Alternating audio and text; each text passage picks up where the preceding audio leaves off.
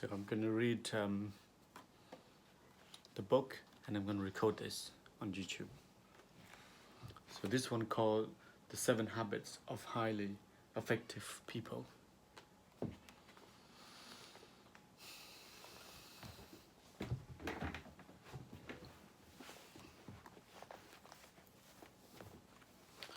Although habit 2 applies to many different circumstances and levels of life, the most fundamental applications of begin with the end in mind is to begin today with the image, pictures or paradigm of the end of your life as your frame of reference or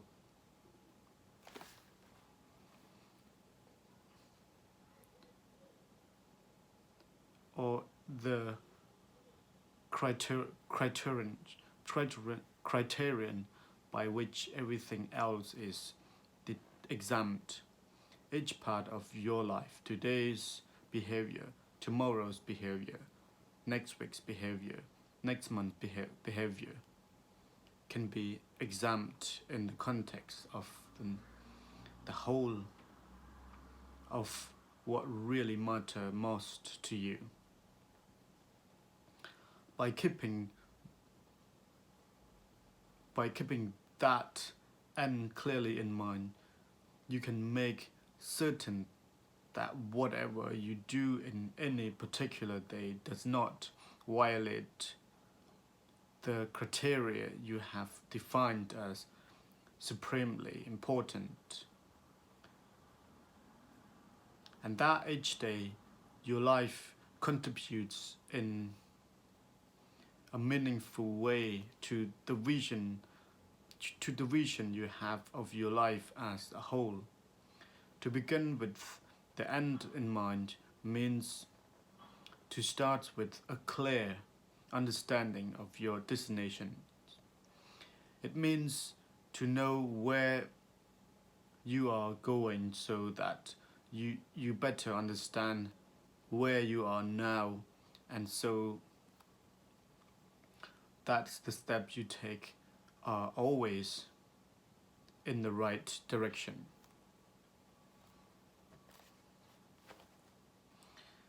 It's incredibly easy to get caught up in an activity trap. It's a busyness of life.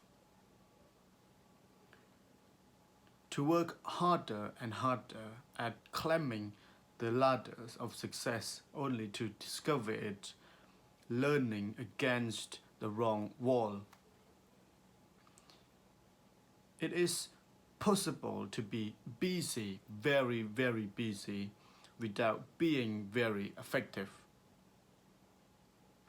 People often find themselves achieving victory that are empty successes that have come at the expense of things they suddenly realize were far more valuable to them. People from every walk of life, doctors, academians, academicians, actors, politicians, business professionals, athletes, and plumbers often struggle to achieve a higher income, more recognition, or a certain degree of professional competence, only to find that their drive to achieve their goals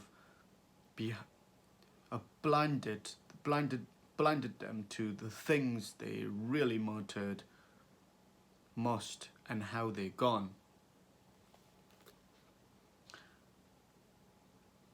How different our lives are when we really know what is deeply important to us, and keeping that picture in mind, we manage ourselves each day to be and to do what really matters the most.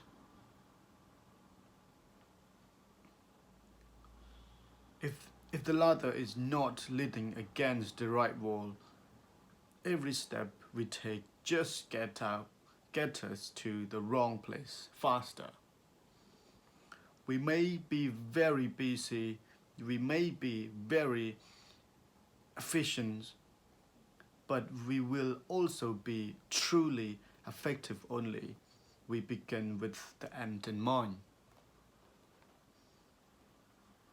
If you carefully considered what you wanted to what you wanted to be said of you in the funeral experience, you will find your definitions of success.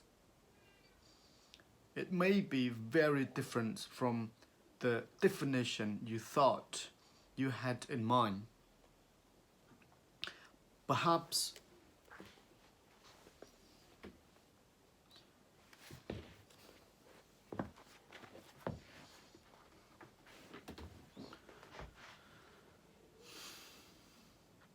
perhaps fame, achievement, money, or some of the other things we strive for are not even part of the right wall. When you begin the end in mind, you gain a different perspective. One man asked another on the death of a mutual friend, how much did he leave?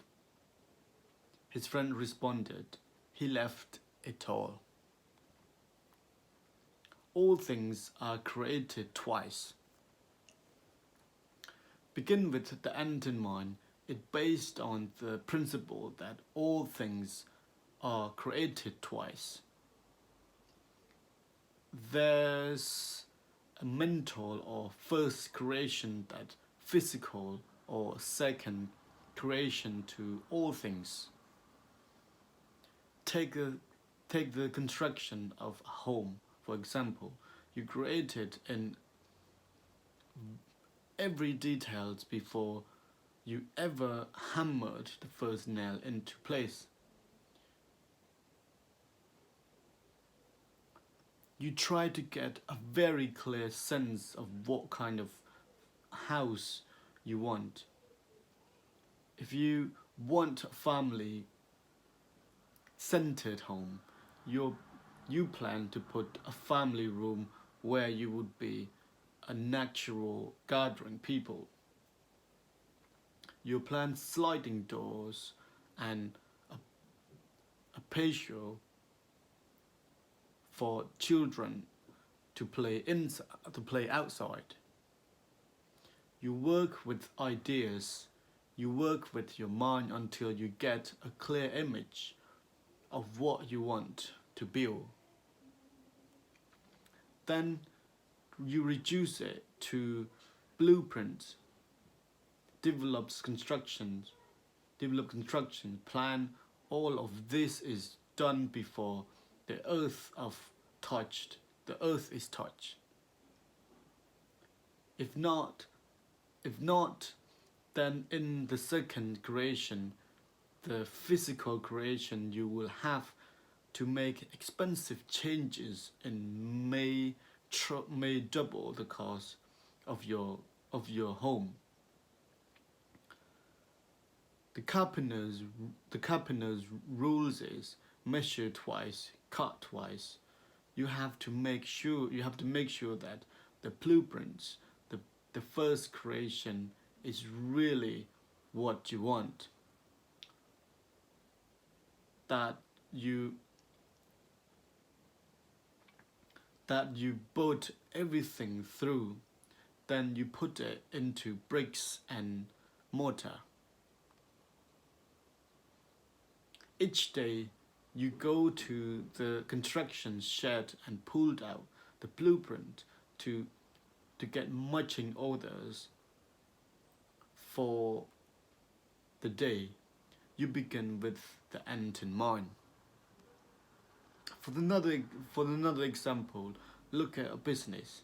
If you want to have a successful enterprise, you clearly define what you are trying to accomplish. You carefully think through the product or service you want to provide in terms of your market target. Then you organize all the elements: financial, research and development, operation, marketing, personnel, physical facilities, and so on to meet that objective. The extent to which you begin with the end in mind often determines whether or not you are able to create a successful enterprise. Most business failures begin with the first creation, with problems such as undercapitalization, misunderstanding of the market, or lack of a business plan. The same is true with parenting. If you want to raise your responsible, self-disciplined children, you have to keep that end clearly in mind. As you interact with your children on a daily basis, you can't behave toward them in ways that determine their self-discipline or self-esteem. To varying degrees, people use this principle in many different areas of life. Before you go on a trip, you determined your destination and planned out the best route. Before you plant a garden, you planned it out in your mind, possibly on paper. You create speeches on paper before you give them.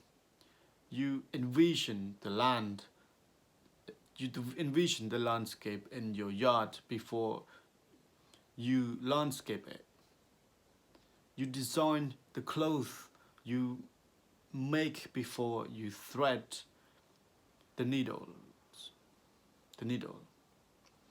To the extent to which we understand the principle of two creations and accept the responsibility for both, we act within enlarge the borders of our circle of influence. To the extent to which we do not operate in harmony with this principle and take charge of the first creation, we diminished it.